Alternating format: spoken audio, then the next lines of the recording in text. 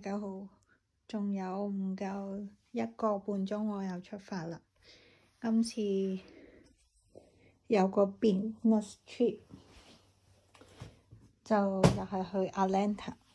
咁我今次醒啦，執定個篋呢，就要留多啲空位，等自己可以輕啲啦。咁我大概會去2個星期，唔講住咁多，而家執行李先。Hello， 大家好 ，Welcome back to Katrina Homemade 呢個 channel 啊。話說琴晚就收到我嘅老細 order 啦，咁就有個 urgent 嘅 business trip 要去，就聽日出發。咁今次我都係第一次試，因為係買即日機票即日出發。酒店機票啊，租車都係同一日，同埋自己去嘅。買完機票之後，大概我諗4個鐘頭後啦，咁我就由 Phoenix 鳳凰城 Arizona 呢就出發去 Atlanta 嘅。想講人生真係好多個變數，冇人知道將來係點，冇人知道下一秒係點。我對呢個 business trip 其實都充滿期待㗎，因為呢個始終都係我第一次自己一個人去嘅 trip。好，事不宜遲，等我哋開始呢段旅程啦。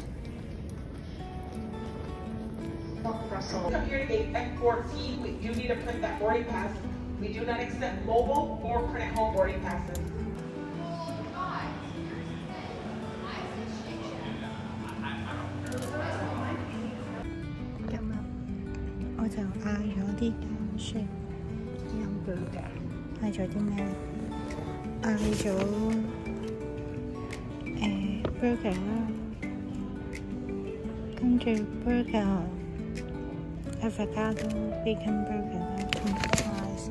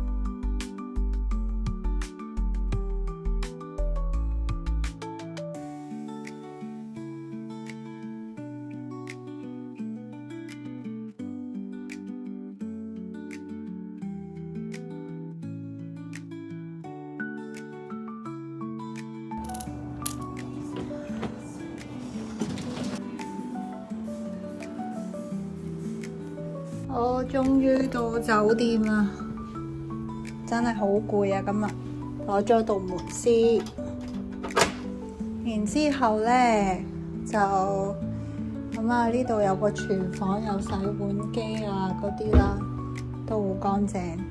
跟住有個